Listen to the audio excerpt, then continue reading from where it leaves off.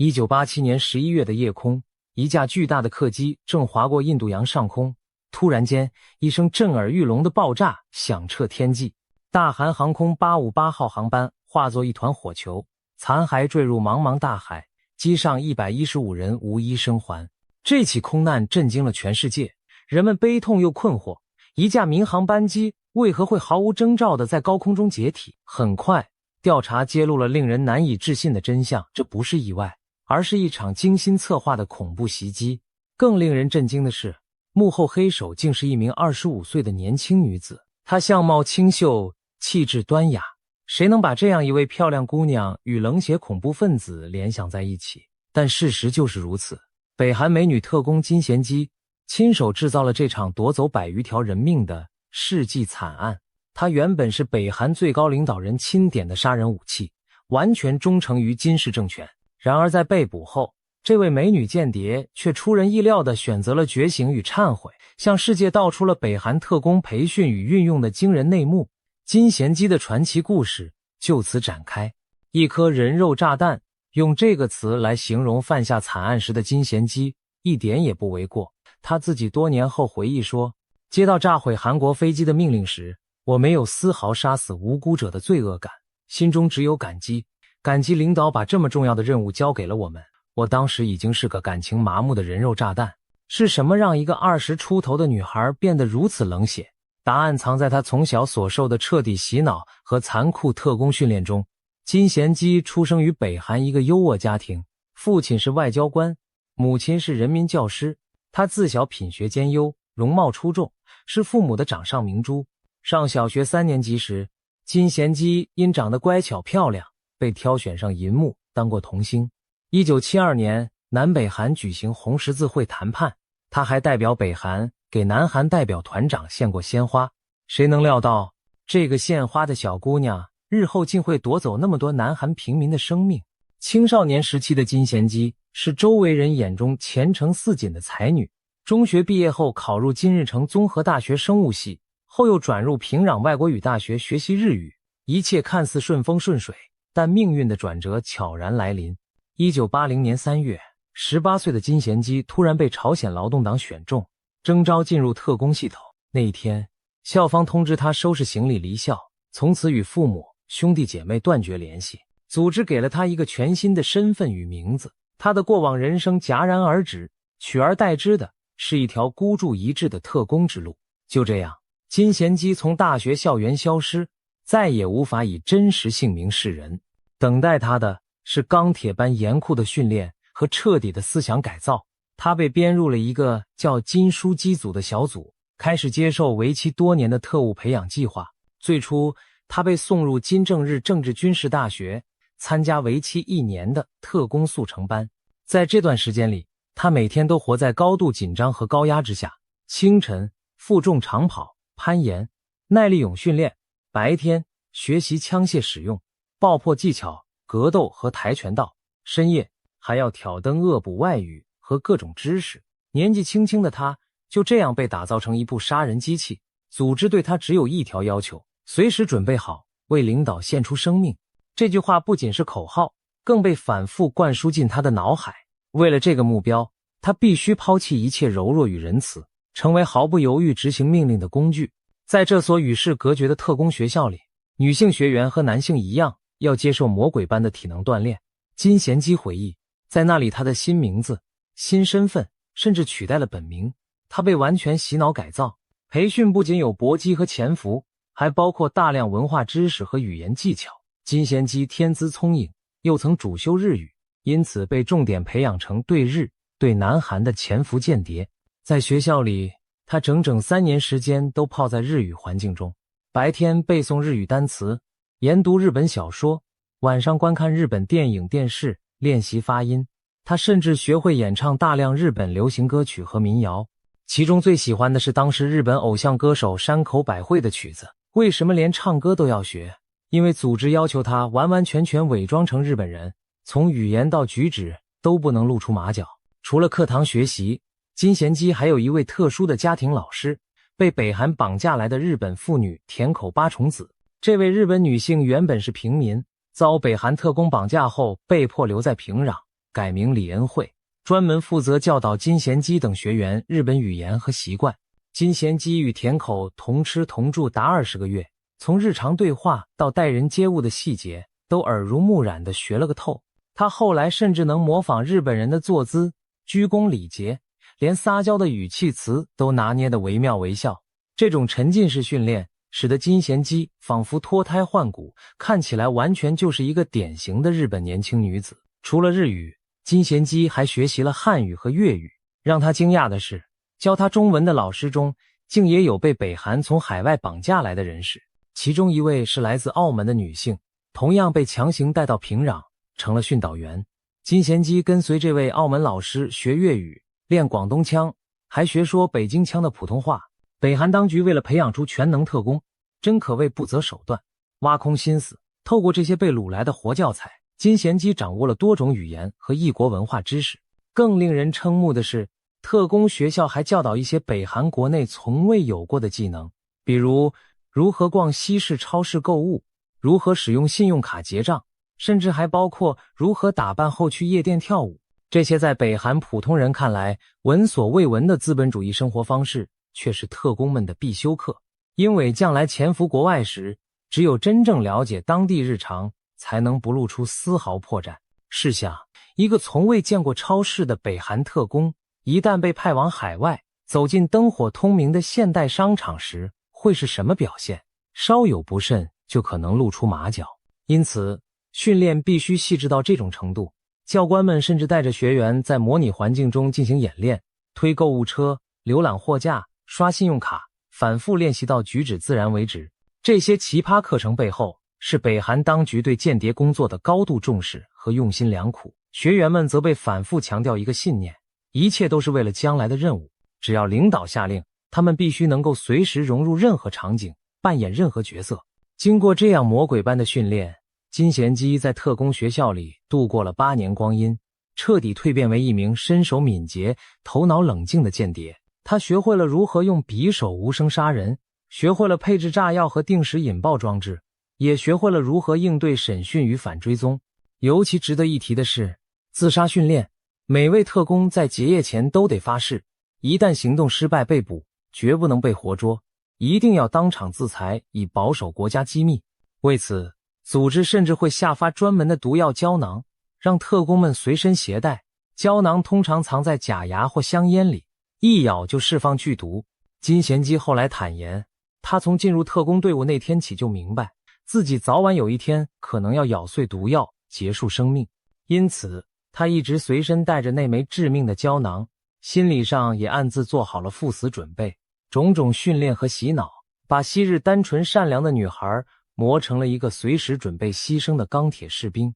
1984年8月15日，北韩特工组织决定为金贤基配置一位行动拍档，这就是资深特工金圣一，化名丰谷真一。金圣一比他年长30多岁，经验丰富，沉着老练。组织上安排他俩以妇女身份搭档行动，一对日本妇女旅客，这个伪装相对不易引人怀疑。从这一年起，金贤基与金圣一开始在海外进行实地潜伏演练，他们持伪造的日本护照，以丰谷真由美和丰谷真一妇女的身份在多国旅行。1984年9月，金贤基被派往香港单独行动1周，随后又潜入中国广州，与金圣一会合，再经北京返回平壤。这次行动旨在让他积累境外活动的实战经验。之后的1985年上半年，他接受了专门的中国社会文化课程培训老师，除了北韩特工外，甚至包括从澳门等地绑架来的华人。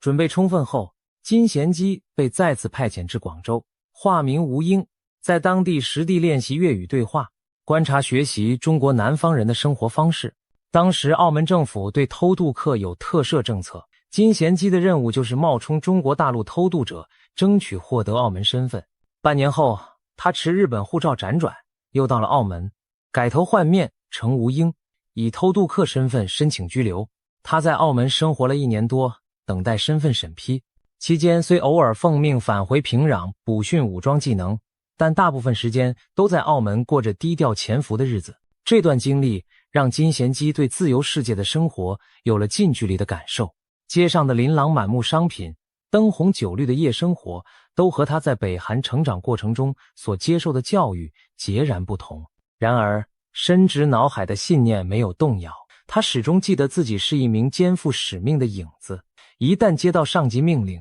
他的人生将随时改变方向。1987年10月4日，正在澳门潜伏的金贤基忽然收到特工情报网传来的一道紧急密令，立即返国，待命执行重大任务。金贤基不敢耽搁，匆匆收拾行装，取到北京，飞回平壤。在北京转机时，他还特意买了一大包礼物，准备带回去送给阔别多年的母亲。然而，当他回到平壤，踏进特工部门大楼时，那包礼物却被无情地扣下了。此刻起，他再次失去了行动自由，更无法见到亲人。等待他的是组织下达的终极命令：炸毁一架韩国民航客机，彻底破坏即将举办的1988年汉城奥运会。这道命令是由时任北韩最高领导人金正日亲笔下达，足见其重要程度。金贤基和金圣义听后，毫不迟疑地领受任务多年洗脑灌输的结果，让他们几乎没有去质疑此举的残忍和后果。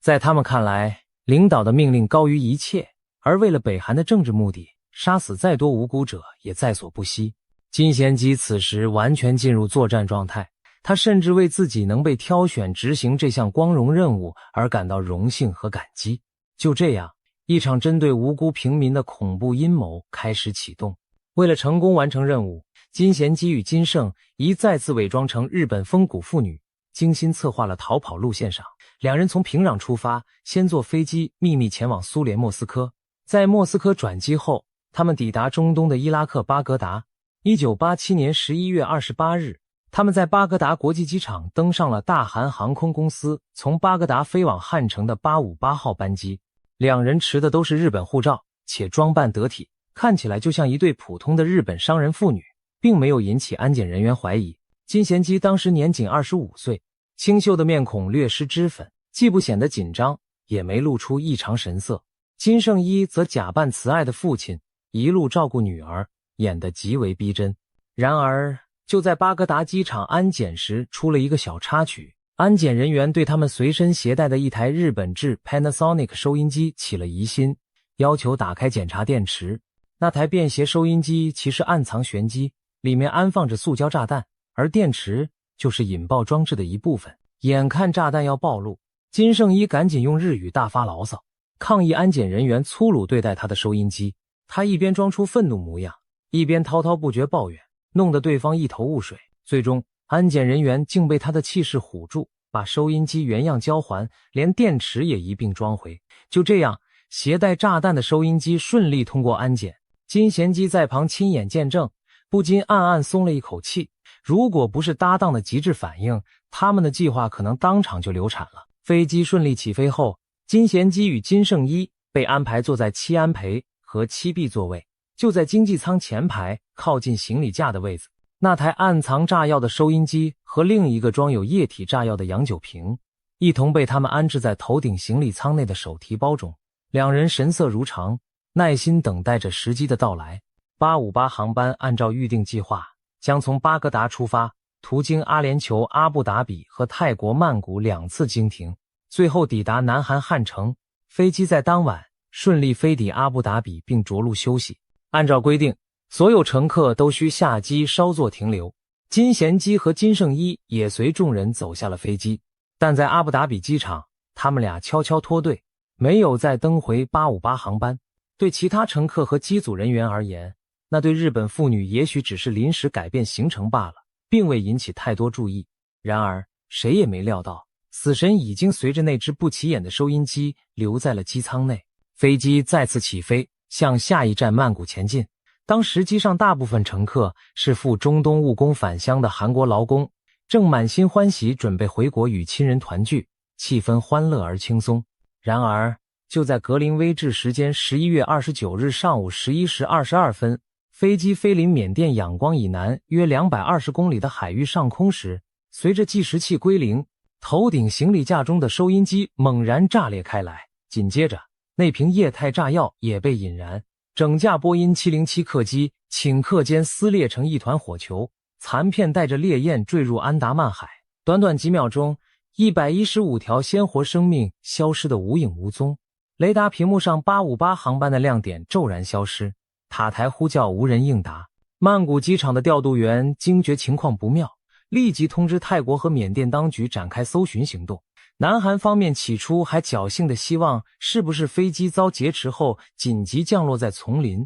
但随着在缅甸海域发现大片带有汉城奥运标志的漂浮残骸，残酷的现实无可否认，858号班机已经在空中爆炸解体，无人生还。韩国举国震动，所有人都在追问凶手是谁，为何要对无辜平民痛下毒手。此时金贤基和金圣一早已乘坐另一航班抵达中转地巴林，按照原计划，他们将从巴林取到奥地利维也纳，再辗转回到北韩。两人正暗自庆幸行动成功，不料国际刑警的行动迅速展开了。由于858航班在阿布达比的乘客名单上注册有那对可疑的日本妇女，当局立刻锁定了他们的身份线索。很快，在多国合作下，国际刑警得知2名嫌疑人可能停留在巴林。12月初，当金贤基和金圣一准备在巴林机场登机离境时，埋伏的执法人员一拥而上，将两人制服。电光火石间，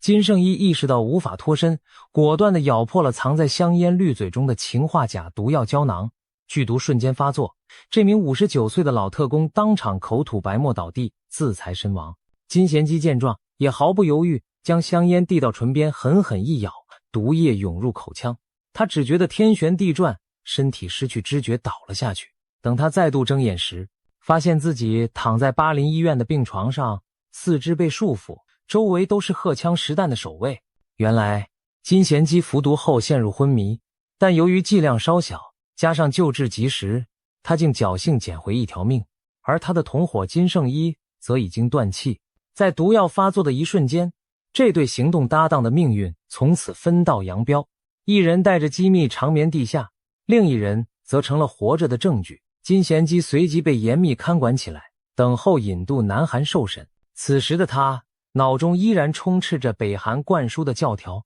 他不能暴露身份，更不能背叛祖国。即便没有死成，他也准备咬紧牙关，为领导守口如瓶。金贤基或许还天真的以为，只要自己守住秘密，北韩政府就会想办法拯救他。1987年12月15日，一架从巴林飞抵南韩首都汉城金浦机场的专机上，金贤基被五花大绑，荷枪押送着踏上了南韩国土。此时正值南韩总统大选敏感期，但候选人卢泰愚不顾政治风险，积极斡旋将这名858航班爆炸案元凶引渡回国，试图从他口中撬出真相。南韩政府如临大敌，加强了首都各处安全戒备，金浦机场甚至实施了部分军事管制。当这位神秘的女嫌犯被带下飞机时，南韩安企部特工死死摁住她双臂，防止她再次寻死。围观的人们瞠目结舌，只见那女子戴着口罩，脸色憔悴，眼神木然，身形娇弱不堪，完全不像传闻中残忍凶狠的恐怖分子。一时间，许多人对她产生了奇异的同情与好奇心。这个柔弱女子究竟是何来历？她背后隐藏着怎样的故事？南韩安企部开始对金贤基展开连日的审讯，然而他们并没有对他使用刑求拷打，而是巧妙的软硬兼施，心理瓦解。起初，金贤基依照受训内容，顽固地坚称自己是日本人，风骨真由美。面对调查人员的每个问题，他都用流利的日语回答自如，还演起悲情戏码，声称自己只是一个无辜卷入事件的日本女性。审讯人员质问他，既然是日本人，为何要使用伪造护照入境巴黎？金贤基装出惊慌，含糊敷衍称是受人所托，携带行李而不知情。又问，你的父亲为何在被警察拦下时突然自杀？这点他更是无从解释，只能不断重复自己什么都不知道。审讯陷入僵局，南韩方面虽已怀疑他来自北韩，但苦无确证。不久，金贤基又变换说辞，用一口地道的中国东北话自称是中国黑龙江出生的华人百华汇，声称因生活所迫辗转逃难至澳门，又被一位日本好心人风谷真一收养带到了巴格达。这番离奇的身世之词漏洞百出，让调查员愈发起疑。随着审讯深入，更多破绽开始出现。调查人员搜检他与金圣一的行李，里头发现了一系列可疑物品：过期的日本香烟、多种精心制作的假证件、伪装用的胡须和道具，还有加密本和神秘药片等。这些东西远非普通旅客所需，一看就是专业间谍的工具。此外，他自称在日本的居住地经查无此人，更无法提供可信的日本亲友资讯。随着疑点越来越多，审讯人员决定设下诱敌之计。他们若无其事地问他：你在日本生活时，家里看的是哪个牌子的电视机？金贤基不假思索地脱口而出：金达莱。话音一落，在场调查官面面相觑，露出会意的神情。这正是他们等待的证据。金达莱是北韩国产的一种电视机品牌，根本不可能出现在日本家庭。金贤基此时也意识到自己说漏了嘴，脸色顿时煞白。他刻意编织的谎言终于露出致命破绽，眼前这名女子的真实身份，除了北韩特工，已无其他可能。真相渐渐浮出水面，但金贤基仍然紧咬牙关，不肯松口承认。一方面，他接受多年训练，心理素质极强，明白一旦背叛北韩，下场将无比凄惨。另一方面，他也始终抱着一丝幻想，希望北韩当局能像宣传的那样设法营救他。然而，南韩安企部也准备好了杀手锏。某天深夜，几名女特工突然进入牢房，不由分说将金贤基押解上车。蒙着眼的他以为自己将被秘密处决，内心恐惧而绝望。但几十分钟后，当眼罩被摘下时，金贤基惊呆了。映入眼帘的不是刑场，而是一幅他从未见过的繁华景象。汉城璀璨的夜晚街市，只见街道两旁灯火通明，人潮熙攘，商店橱窗里陈列着富足的生活用品，情侣们手挽手散步，孩子们欢笑着吃着小吃，路边艺人自在地表演音乐，整个城市洋溢着和平与生机。金贤基站在街角，怔怔地望着这一切，只觉得天旋地转，他简直不敢相信自己的眼睛。这就是南韩吗？从小到大，北韩灌输给他的资讯是南韩人民生活在水深火热之中，汉城是一片贫富悬殊、动乱不安的腐朽资本主义地狱。然而眼前的汉城繁荣稳定，甚至比他所见过的任何北韩城市都要现代、富庶。那一刻，金贤基内心的信念开始崩塌了。原来自己一直以来深信不疑的宣传竟是弥天大谎，原来万恶的南朝鲜人民过着这样幸福自由的生活。强烈的冲击令他头脑发昏，一时间恍惚茫然，不知所措。安企部的特工没有打扰他，静静地看着金贤基的神情变化。他们知道，在心理战中，这是真正的一击重拳。谎言被现实击碎，对一个受尽洗脑的人而言，其威力不亚于当头棒喝。果然，不久之后，奇迹出现了。1987年12月23日，审讯室里发生了戏剧性的一幕。金贤基像往常一样被带上审讯椅，他身旁站着一位南韩女特工监视。房间里气氛凝重，调查人员正在整理档案，准备继续发问。突然，金贤基整个人怔住了几秒，随即泪水夺眶而出。他喃喃地用朝鲜语低声对身旁的女特工喊了一句：“恩妮，我错了，姐姐，我错了。”刹那间，所有人都愣住了。南韩安企部人员面面相觑，随即露出抑制不住的喜色。金贤基终于松口了，这声用朝鲜话说出的懊悔，标志着他内心理防线全面崩溃，再也无意识坚持谎言。南韩人员连忙安抚住情绪失控的他，抓紧时机展开深入询问。金贤基止不住泪水，一股脑将自己知道的一切全盘托出，从童年经历、间谍训练，到如何奉命与金正一炸飞机，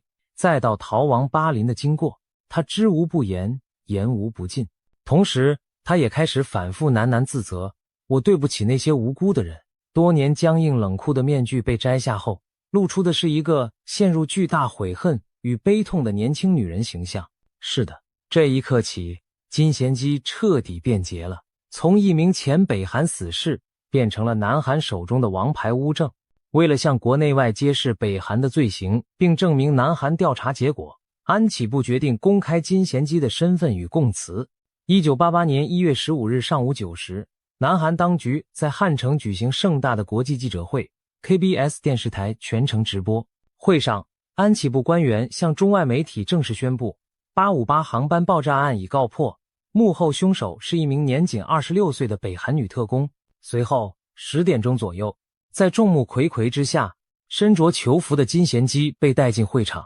面对台下黑压压的各国记者和部分遇难者家属，他神情惭愧，泪流满面。安企部长官郑重介绍，各位面前的这位女性，真名金贤基，朝鲜民主主义人民共和国特工，她正是造成大韩航空858航班爆炸的凶手之一。此言一出，现场一片哗然，许多人难掩震惊与激动之情。接着，金贤基被允许发言，他声音颤抖地讲述了整个案件经过，从接受金正日指令准备计划，到如何登机安放炸弹，再到事后逃跑被捕，他每说一句话都伴随着哽咽和抽泣。说到动情处，金贤基突然起身，转向遇难者家属所在的方向，扑通一声，双膝跪地，重重磕头，泪如雨下的忏悔道：“请原谅我，对不起，这一切都是我的错。”这一幕让许多在场者鼻头一酸，纷纷落下泪来。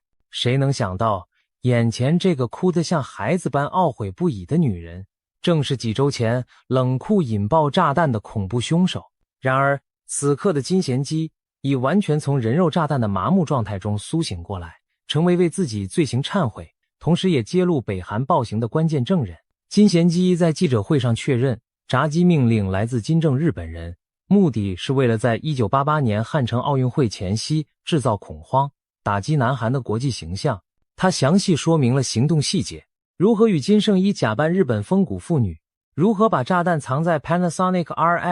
RF-082 型收音机和洋酒瓶中，定时9小时后爆炸等，甚至连在巴格达安检时电池一度被扣后又锁回的插曲，他也讲了出来。他供称自己隶属于北韩劳动党中央调查部，阶级相当于军官，其同伙金圣一则是59岁的资深特工，两人完全奉命行事。随着这些惊人内幕的曝光，全世界一片哗然。北韩政府则第一时间出面矢口否认，平壤当局声称这起所谓北韩恐怖行动是南韩自导自演的阴谋，金贤基是被策反后胡编乱造。但金贤基的出现以及他供述的大量细节证物显然不是南韩能单方面捏造的，事实胜于雄辩，北韩国际形象一落千丈。可以说，金贤基成为了一颗重磅政治炸弹，在国际舆论上给北韩造成巨大打击。据后来脱北者透露，自从金贤基案之后，北韩当局对派遣女性间谍出国行动变得比以往谨慎了许多。毕竟，再美丽聪明的女特工，一旦改变立场成为公开证人，其杀伤力对北韩来说无异于反噬。金贤基的蜕变不仅震撼了国际社会，也让南韩国内掀起了一场独特的舆论风波。一方面，858航班的遇难者家属和众多民众对他恨之入骨，毕竟他亲手夺走了100多条无辜生命，他们要求对他判处极刑，为亡灵复仇。然而另一方面，许多南韩普通市民却对这个女特工萌生了同情与惋惜之情。媒体上，金贤基柔弱悔恨的形象广为传播，不少人开始把她视作一个被金氏政权欺骗、操纵的人生悲剧。毕竟，她和南韩人说着相同的语言，原本也只是个普通女子，却被洗脑成杀人机器，令人唏嘘。在一些市民眼中，金贤基是被命运误导、踏上歧途的可怜人。竟有民间团体自发成立，向政府请愿，为金贤基求情，希望网开一面。他们的观点是，真正的罪魁祸首是北韩独裁者，金贤基不过是一枚棋子，他同样是受害者。这在当时引发了热烈争论。凶手可怜吗？他是恶魔还是受害者？尽管舆论分歧，但司法程序仍按部就班地进行。由于汉城奥运会即将于1988年9月举行，为避免节外生枝，南韩当局刻意放缓对金贤基的起诉，审理时程一直拖到奥运落幕后。奥运会最终如期举办且大获成功，韩国以崭新姿态惊艳世界，而北韩与少数盟国如古巴、尼加拉瓜等抵制了该届奥运，处境更加孤立尴尬。1989年2月，韩国检方正式依违反国家安全法、航空法等罪名起诉金贤基。1990年3月27日，南韩法院二审维持对他的死刑判决，一切似乎已成定局。这位北韩间谍将为他的血腥罪行付出生命代价。然而接下来发生的事再次出乎众人预料，南韩新任总统卢泰愚最终决定对金贤基行使总统特赦权。1990年4月12日，卢泰愚不顾遇难者遗族强烈反对，下令赦免金贤基，免除死刑，予以释放。这一决定在韩国社会引起巨大震撼和争议。支持者认为金贤基已充分悔悟，而且他作为此事件唯一在世的知情者，是揭露北韩罪行的宝贵活证人，留他性命具有重大意义。同时，韩国以此展现出宽容与文明的态度，有助于提升国际形象，进一步凸显北韩政权的残酷不义。反对者则替遇难者喊冤，认为纵然金贤基可怜，但他亲手杀人，事实无可辩驳，赦免无异于对受害者的二次伤害。卢泰愚顶着压力做出了政治权衡的选择，或许在他看来，金贤基活着的价值远大于处决他以泄愤。就这样，金贤基成为韩国历史上极为罕见的被特赦的重大刑事罪犯。走出牢狱后的金贤基，人生进入了一个奇特的新阶段。他虽然获自由之身，却并非真正意义上的自由人。基于安全考量，韩国安企部依然对他实施长期的保护和监控。北韩方面对金贤基恨之入骨，视其为最可恶的叛徒，判了他全家死刑。据金贤基后来了解，他在北韩的父母、兄弟等亲属可能在他投诚后都遭到了牵连处置，只是具体下落他一无所知，这是他心中永远的痛。为了保护金贤基本人，韩国政府替他安排了新身份，并派情报人员24小时贴身保护，同时也引导他将自身经历公诸于世，以争取国际舆论战上的更大胜利。1991年，金贤基出版了回忆录《金贤基全告白》，详细描述了自己被挑选为特工、受训以及执行炸击任务的整个过程。这本书在韩日两国都成为畅销书，轰动一时。人们透过他的文字，第一次窥见北韩谍报世界的冰山一角。书中，金贤基没有为自己开脱，他真诚忏悔，并讲述了如何从盲目的信徒变成觉醒的证人的心路历程。他的故事甚至被改编拍摄成电影，引发更广泛关注。这位曾被称作北韩间谍的女人，正逐渐从神秘恐怖的光环中走出，以一个受害者和见证者的身份重返普通人的生活。1997年12月，35岁的金贤基与一名小他1岁的南韩男子秘密结婚。令人称奇的是，她的丈夫竟是昔日负责保护监护她的安企部特工。两人在长期朝夕相处中产生感情，最终决定共组家庭。婚礼没有对外公开，只低调邀请了一些相关人士。婚后，金贤基相夫教子，陆续育有一子一女，过起了隐姓埋名的平凡主妇生活。她淡出了公众视线，不再轻易接受访问。对这个曾经惊涛骇浪的女子而言，从进入谍报世界到重获平凡人生，足足经历了17年的波折。如今，她终于可以用自己的名字安心睡一觉，不必再睁眼就扮演别人的身份，也不必随时准备去死。这种对常人来说平淡无奇的生活，对金贤基而言，却是来之不易的第二次人生。然而，故事并未就此画下句点。随着岁月流逝，金贤基依然背负着不可磨灭的罪孽与记忆。他时而会梦见858航班上那些遇难者的面孔，每每惊醒后泪湿枕畔。为了赎罪，也为了提醒世人北韩政权的残酷本质，他偶尔还是会挺身发声。2010年，在韩日政府协调下，金贤基得以首次离开韩国，前往日本访问。他此行最重要的目的，就是与当年教导他日语的日本受害者田口八重子的家属见面。在东京，金贤基握着田口的儿子与哥哥的手，泪流满面地恳求原谅，并告诉他们，你们的母亲还活着。他一再强调，那些被北韩绑架的无辜者，有许多其实仍被秘密囚禁在北韩，只是音讯全无，生死未卜。金贤基希望自己能带给这些家属一丝安慰和希望，同时他也深深自责，自己当年正是这些罪恶行径的受益者与参与者。在日本期间，他接受媒体采访时再次抨击北韩体制，我所犯下的事本应被判死刑，但我之所以能逃过一死，是因为我要作为北韩恐怖罪行的唯一见证人，为真相作证，这就是我的命运。北韩不是一个国家，那是一个邪教组织，在那里，如果你说错一句话，哪怕不过脱口而出，都会被关进劳改营。金贤基这句振聋发聩的控诉，道出了他对过去所效忠体制的最终清醒认知。对比年轻时的自己，如今的他无疑是脱胎换骨。值得一提的是，据日媒报道，有一名北韩逃亡军官证实，在金贤基案发后，平壤当局为切断一切隐患，以秘密枪决了田口八重子。听闻这个消息，金贤基悲痛不已，更加觉得自己能幸存，实在是万幸。毕竟比起那些无辜被杀的人，他只是个劫后余生的幸运儿。透过金贤基的供述与一系列证据，国际社会第一次了解到了北韩间谍培训与运用的冰冷真相。其实，金贤基的经历并非孤立，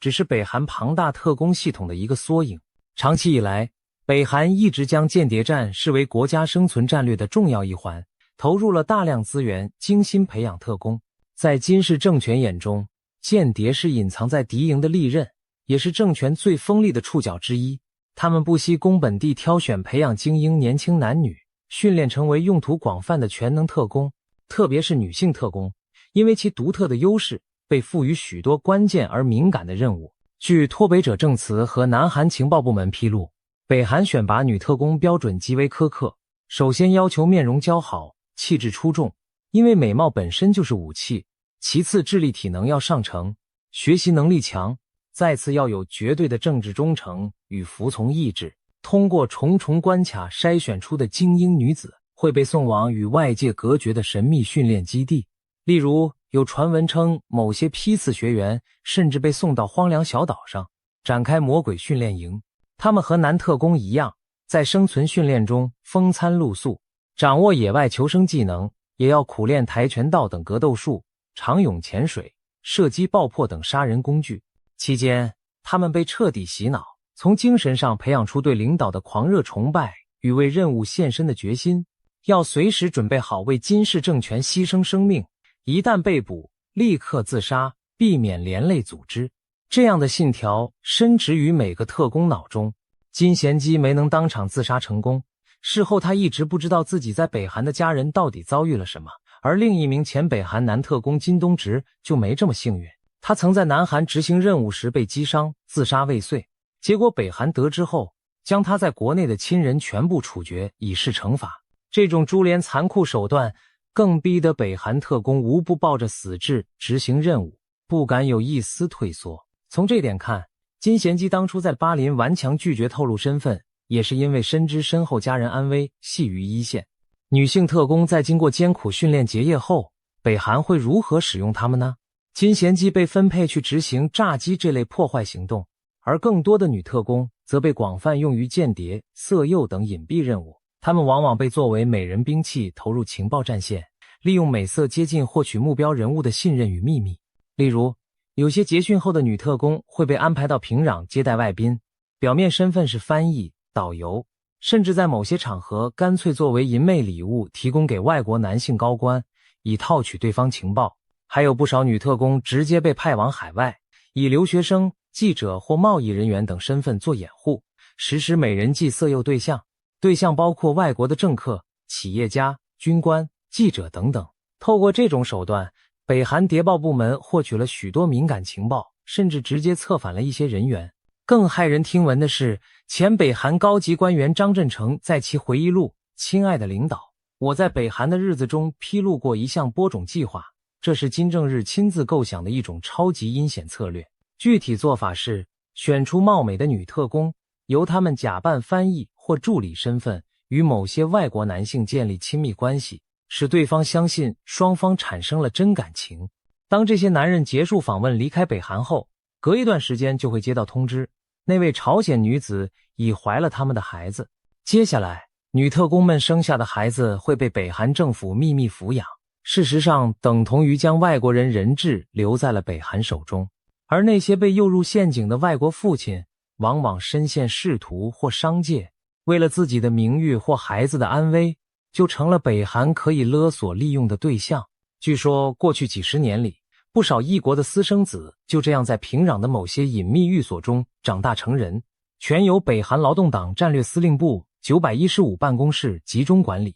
而这些混血子女长大后，由于长相不太像典型朝鲜人，更成为日后渗透国外的理想特工苗子。他们可以更轻易取得外国身份，进行跨境活动。这种令人毛骨悚然的计划，不禁让人感叹北韩情报手段之无所不用其极。对金氏政权而言，不择手段达成政治目的，从无道德底线可言。无论是让女特工现身色诱生子，还是如金贤基那样去炸民航客机，只要有利于政权，都在所不惜。金东直等脱北特工透露，北韩特务们平时待遇优渥，被视作国家功臣，生活条件相当于军中将官级别，这反映了北韩对间谍工作的极度重视。据称，在全世界各地活动的北韩特工人数可能以数百计，其中有的负责渗透韩裔社群，有的专司刺探军事机密。他们招募支持者的手段也灵活多样，有3大法宝免费赠送北韩旅游签证，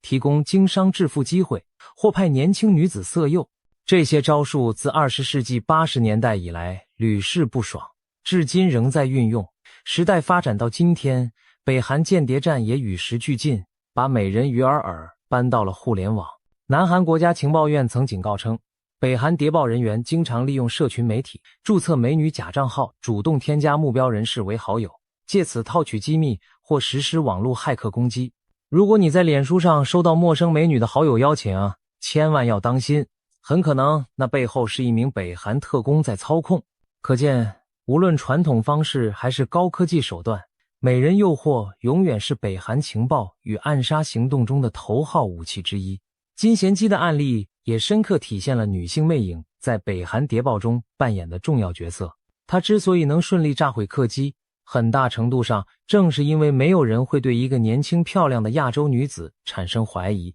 柔弱的外表成了她最好的伪装，轻易卸除了周遭的戒心。在她之前，北韩也出现过其他知名的女间谍，例如20世纪70年代末发生的张之岛事件。据传，北韩曾派遣女特工渗透南韩总统府安全团队，又如2008年南韩曝光一名叫袁正花的北韩女间谍，长期装成脱北者，渗透韩军营内，并与多名军官发生关系，获取军事情报。更近的例子是2017年，北韩领导人金正恩的同父异母兄长金正男在马来西亚机场遇刺案，2名年轻女子当众在他脸上涂抹剧毒液体，将其毒杀，震惊世界。那2名女子，一个是越南人，一个是印尼人，表面上似乎只是被人利用的棋子，但背后几乎可以确定是北韩策划的行动。有分析认为，平壤此番故意借刀杀人，是因为即便在忠诚的北韩特工让他们亲手对金氏家族成员下手，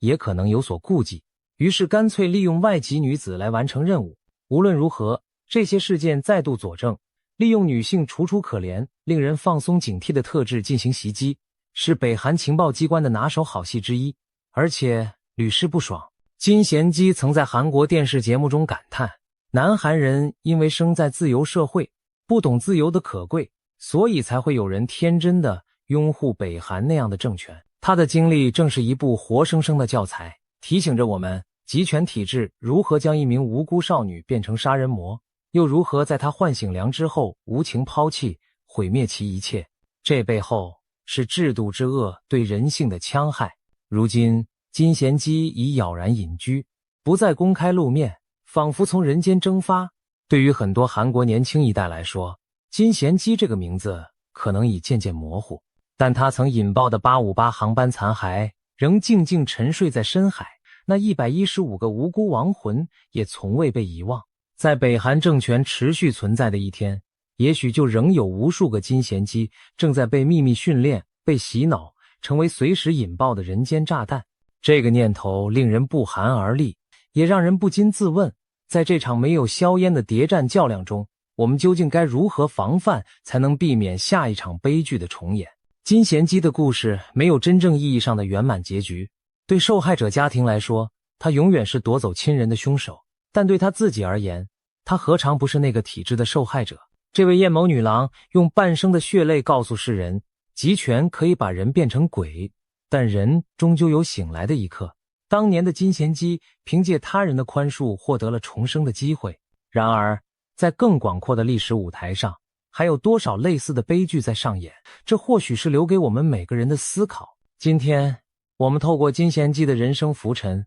拨开了北韩特工神秘面纱的一角。1987年那场惊天惨案，既是冷战历史的余波，也是人性与残酷政治搏斗的一幕缩影。最终选择忏悔的金贤姬用余生赎罪，向世界证明了真相，而那些无声逝去的冤魂也期待着这样的真相能防止未来重蹈覆辙。邪恶往往披着虚假的光荣外衣，但真相与良知终究是人类最强大的武器。金贤姬的故事正是这句话的最好注脚。